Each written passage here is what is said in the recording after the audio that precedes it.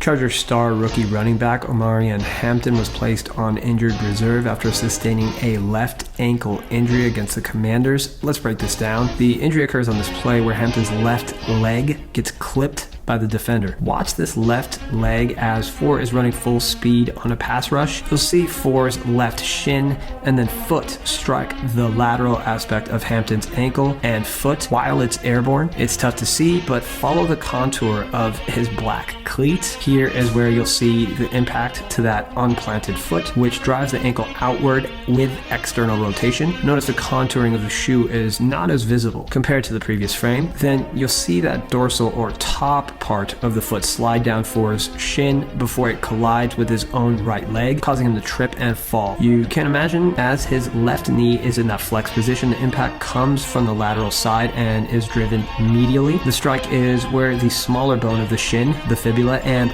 lateral malleolus of the foot is located, and it forces the foot outward like so. This type of impact, a high load within a fraction of a second, can contuse or bruise the bone, and sometimes, if the impact load is higher than the bone's ability to absorb it, it can buckle and cause a fracture. The worst outcome is when the impact is so strong, it can break both the fibula and tibia, what we call a tib-fib fracture, and that's what we saw with Aiden Hutchinson last year. Notice with him, it was both the momentum of his body swinging and the impact that caused the higher load than what we saw here. Recall that external rotation beyond the normal range of motion is the classic syndesmotic ligament loading pattern that leads to a high ankle sprain. The Chargers and RB didn't give a definitive diagnosis, but injured reserve equals 4 weeks at minimum, and that time frame fits a finite amount of diagnoses, most common of which would be a high ankle sprain with or without distal fibular and lateral malleolar involvement. If no fracture, most return within 4 to 6 weeks. If there is a fracture that requires surgery, the average is 8 to 12 weeks with major rest of season limitations. Recall Pacheco and Mark Andrews had similar injuries. Hampton was just starting to flash without nausea in a bell cow roll, so it's tough to see him go down. Wishing him a safe and speedy recovery.